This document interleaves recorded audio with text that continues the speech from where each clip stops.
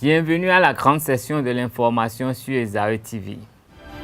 Les acteurs de l'école béninoise interprètent différemment les efforts que le gouvernement dit avoir fait pour une rentrée apaisée.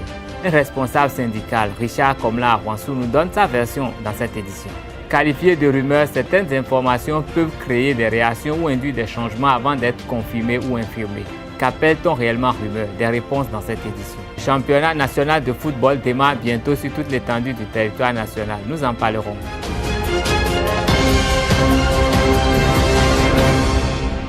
Chers amis internautes, bonsoir et bienvenue dans cette édition.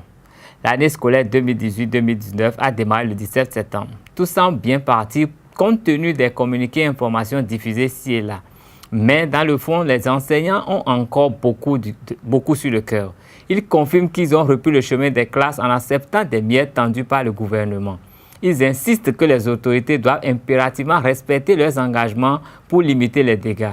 Invité sur la spéciale rentrée de Esaü TV, le vice-président du bureau exécutif du conseil sectoriel pour le dialogue social du ministère des enseignements secondaires, techniques et de la formation professionnelle, Richard Komla Arwansou, dépeint ce tableau dans cette édition. Celui qui a parlé de rentrée patriotique n'a pas menti, parce que les montants qui ont été annoncés par le gouvernement, je pense que il n'est pas bien de déplacer les problèmes. Les primes de rentrée qui ont été payées aux enseignants sont des dus de l'année scolaire écoulée. Ces primes sont des primes annuelles. Et lorsqu'on parle de milliards, combien reviennent à un enseignant? Ça ne dépasse pas 109 000 par enseignant et par an. Ce sont les primes du travail effectué au cours d'une année scolaire N-1. Et c'est à l'année scolaire suivante que ces primes sont payées. Okay. Donc, ce n'est pas une même des préoccupations qui ont emmené les enseignants en grève. Le Conseil des ministres s'est tenu ce mercredi 19 septembre 2018 sous la présidence effective du chef de l'État, le président Patrice Talon. Plusieurs dossiers ont été examinés, d'importantes décisions ont été prises. On peut retenir la transmission à l'Assemblée nationale du projet de loi des finances exercice 2019. Suivons le ministre du Tourisme, de la Culture et des Sports, Oswald Omeki, qui donne des précisions sur le contenu du projet de loi des finances exercice 2019. Il est au micro d'Abdel Kader Achirou.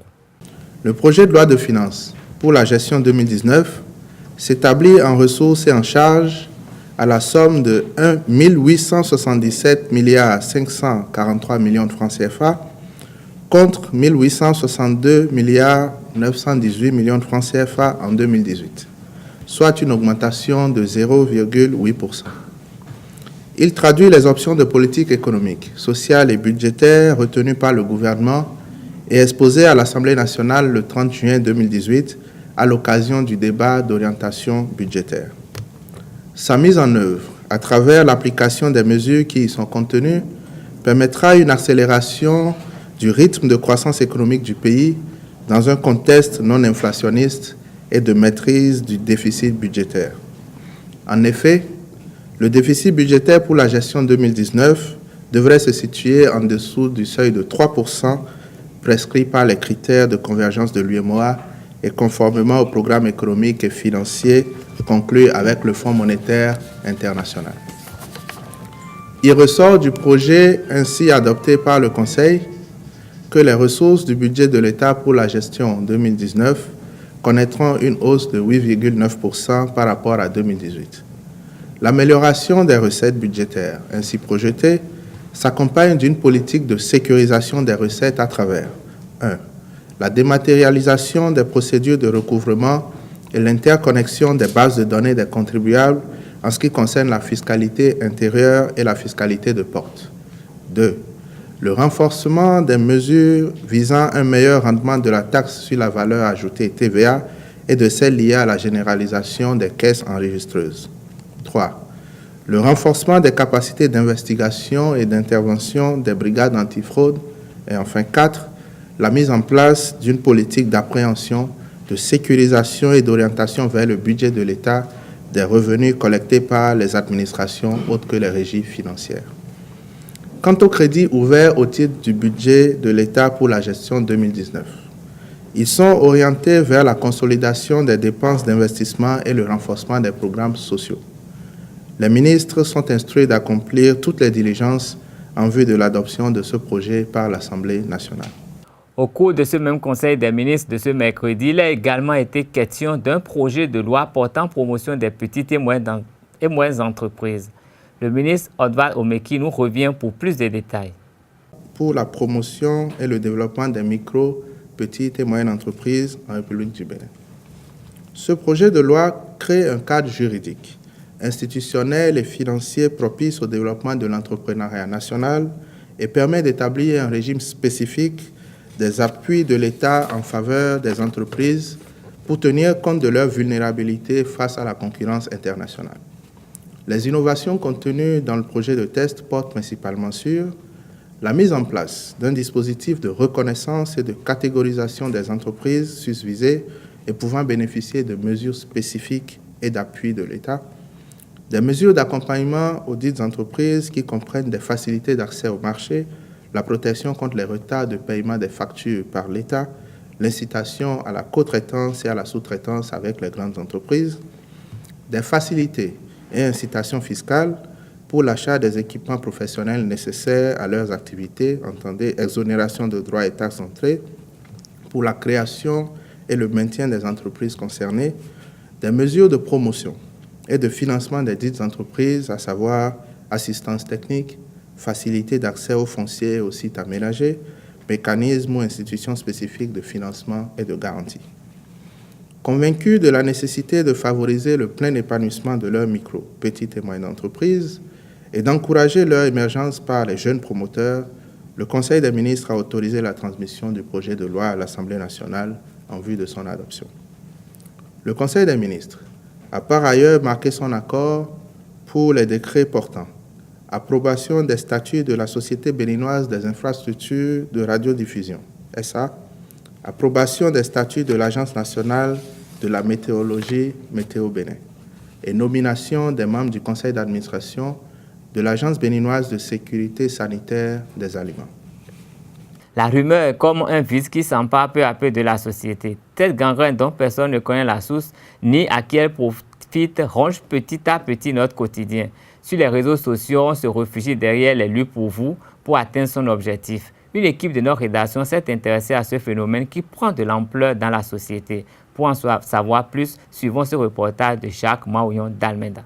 Les rumeurs les plus folles courent très souvent à propos d'événements marquants sur les personnes qui sont sous les feux des projecteurs. La rumeur est partout dans le monde et peut parfois faire le tour des médias très rapidement. Au Bénin, de bouche à oreille, elle peut se répandre très vite et peut avoir un pouvoir dévastateur. Une des dernières rumeurs au Bénin et qui a fait le tour de la toile est celle des cybercriminels. La rumeur est un fait de société que l'on rencontre dans les sociétés où l'autorité, les autorités administratives, bien celui qui porte la voix officielle, refuse de parler. Quand un problème se pose dans la société, que la population n'a pas une version officielle, il y a des individus qui lancent dans la masse une certaine rumeur, qu'on appelle en anglais les fake news. Et il revient à l'État, il revient à l'autorité de prendre la parole et de confirmer ou d'infirmer cette information.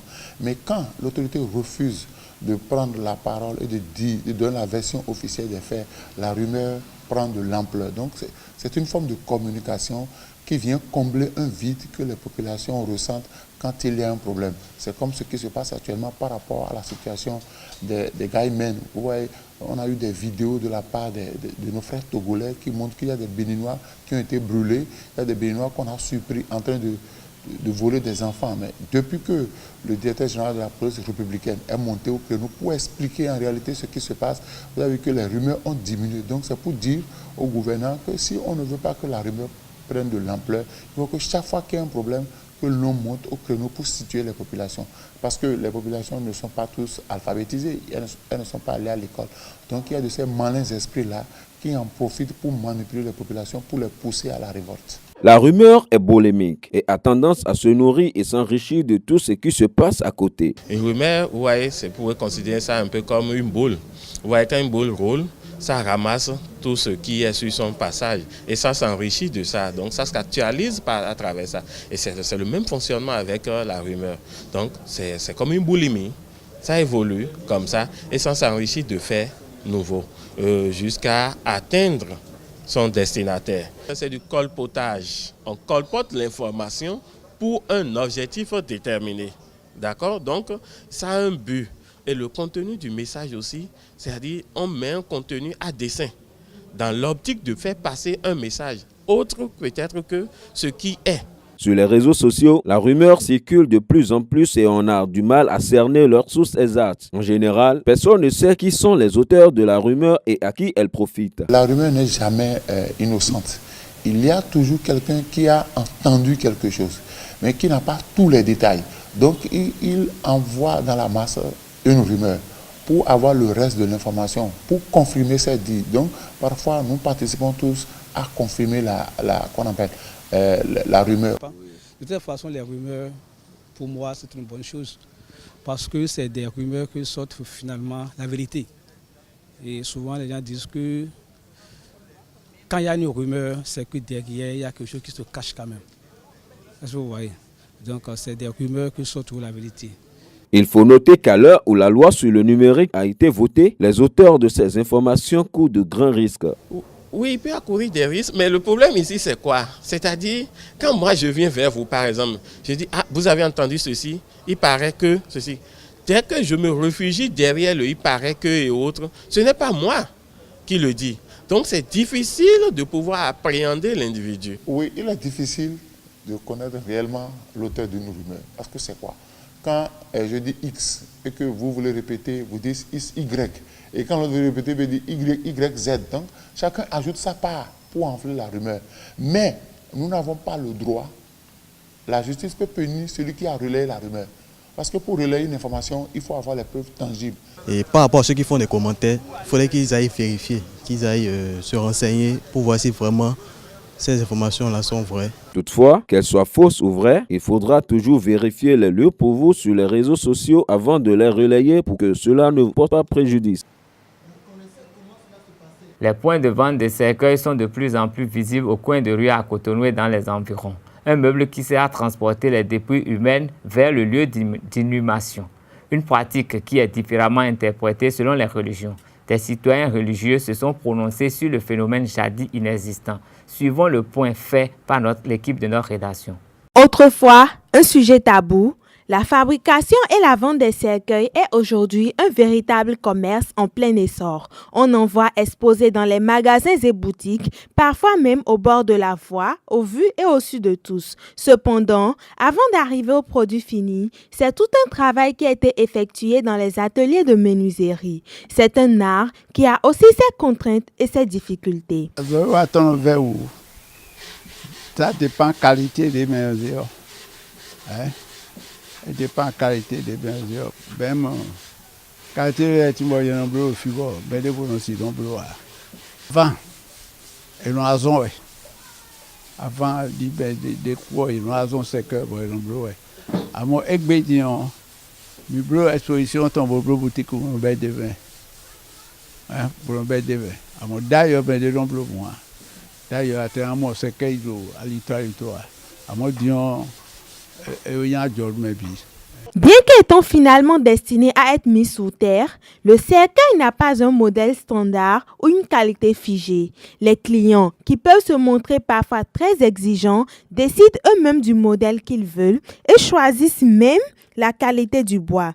Il est donc bien évident que les prix varient en fonction de la qualité du produit. De plus, il ne faut pas perdre de vue que tous ne sont pas issus de la fabrication locale. D'autres, de qualité supérieure, sont importés des pays de la sous-région, dont notamment le Ghana, et coûtent beaucoup plus cher.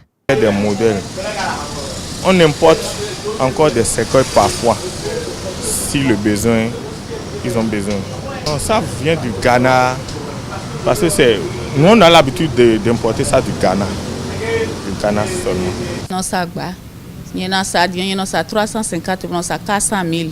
La majorité des magasins et boutiques de vente de cercueils ne limitent pas seulement leurs activités à la simple vente de cercueils. D'autres s'occupent de la location des autres accessoires mortuaires, dont notamment les corbillards. On s'occupe des locations, des barres, chaises, des véhicules qui sont là d'ailleurs. Il y a les véhicules qui sont là.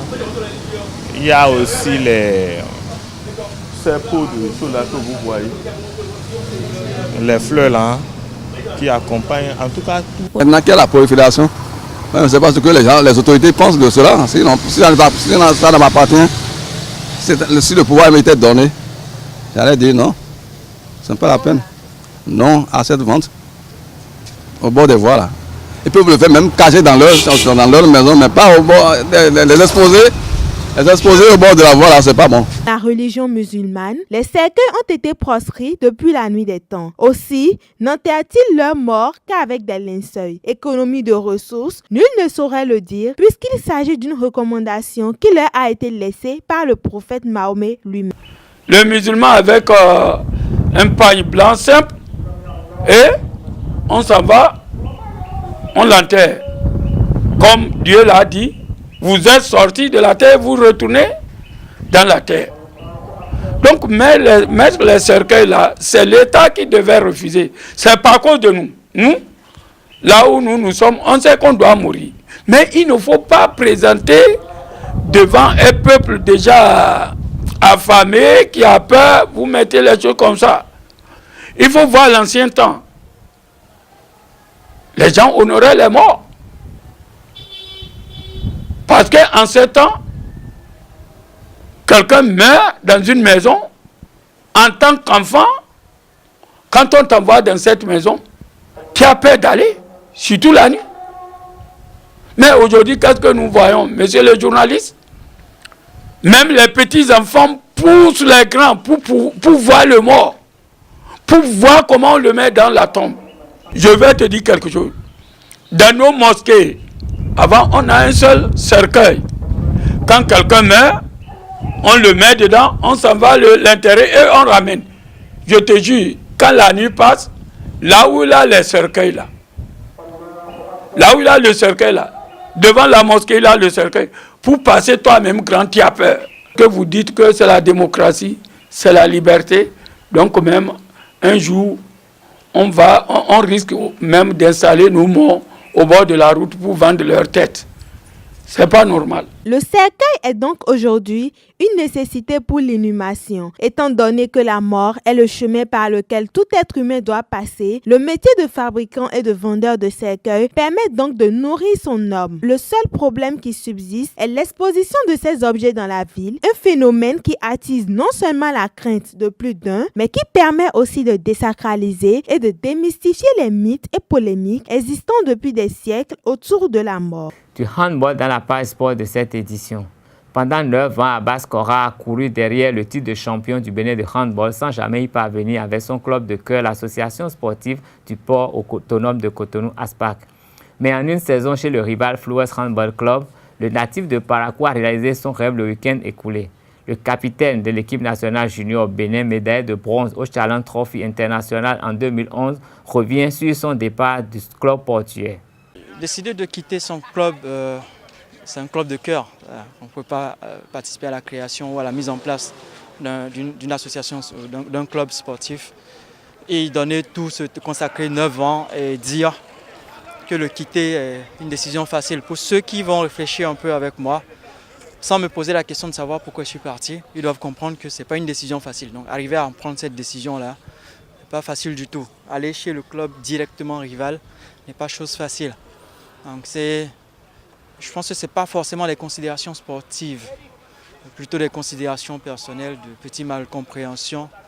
Il y a des petites malcompréhensions qui ont mené à cela. À un moment donné, quand vous êtes leader d'un groupe et que ça gêne, je pense que ça ne tarde pas à se faire savoir. Et quand on vous le fait savoir de plusieurs façons, à plusieurs reprises, il faut savoir partir. J'avais décidé d'arrêter carrément de jouer au handball, ce n'est pas d'aller à Flowers. Donc, lorsque le manager de Flowers et le vice-capitaine m'ont approché pour me demander si la décision était réelle, qu'ils ont appris que j'ai décidé d'arrêter. J'ai dit oui, j'ai décidé d'arrêter effectivement. m'ont dit c'est pas un secret de polichinelle qu'on aurait souhaité que tu viennes faire une expérience avec nous, mais tu étais un élément essentiel de ASPAC, un des pionniers de ASPAC, donc de sortir de ASPAC allait peut-être mettre à mal la compétition entre vous et nous. Cependant, puisque tu en es arrivé à prendre la décision, nous te proposons de venir faire juste une expérience. Cependant, c'est à toi de prendre la décision. Je pense que bien que le courant ne se passait pas à 100% avec mon staff technique, j'ai pris le temps de prendre des informations et d'échanger avec eux, notamment de façon unilatérale, puisque juste après leur départ le lendemain, j'ai écrit à mon staff pour demander si je devais déposer une lettre de démission, à qui je devais l'adresser, notamment à mon manager. Donc il m'a dit que ça devait être au président et pas à lui. Donc derrière, il n'y a pas une question de savoir pourquoi tu veux partir, pourquoi il y a une intention, il y a quelque chose qui ne va pas. Là, je suppose que bon, si c'est une décision pareille qui vient, elle est la bienvenue. En plus, j'ai attendu 3 semaines après, il n'y avait rien. Personne ne m'a approché, personne ne m'a rien demandé. Là, je suppose que ton départ est sans intérêt. Donc quand c'est comme ça, et à une réunion publique au port devant le staff et les coéquipiers, je l'ai annoncé que je voudrais partir. Juste après, ce n'est que lorsqu'on a reçu la lettre de démission qu'on décide de faire le pas. Je pense que même si vous étiez à ma place, vous allez vous demander si c'est une considération, me dire on a encore besoin de toi cette saison. C'est dit que comme d'habitude, le jour on n'aura plus besoin de toi, on pourra te remercier, voilà quoi, ça suffit. Donc quand vous êtes avec des gens qui à un moment donné ne veulent plus vous reconnaître votre valeur et que d'autres vous disent que vous avez encore un minimum de choses à faire avec eux, allez-y. Peut-être que ça leur permettra de savoir qu'ils ont laissé partir quelqu'un. Donc je suis parti avec beaucoup de chagrin. Cependant, lorsque vous en arrivez à prendre une décision, elle est mûrie. Et quand elle est mûrie, il n'y a plus de regrets qu'on nourrit.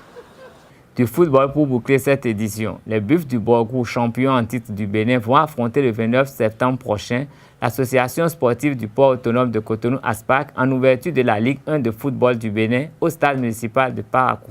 C'est l'essentiel à retenir de la sortie médiatique du secrétaire général par intérim du comité exécutif de la Fédération béninoise de football, Claude Paki, sur la radio nationale. 9 mois après la fin de la saison 2016-2017, les clubs vont retrouver le chemin des stades, comme l'a promis le président de la Fédération, Mathurin Téchacus, à sa prise de service le 28 août dernier. Selon des sources proches de la Fédération, les autres affiches de cette première journée vont se dérouler les 7 et 8 octobre prochains. Ainsi se referme cette édition. Merci de rester fidèle à Wesaré TV. Un seul réflexe, www.wesaré-tv.com.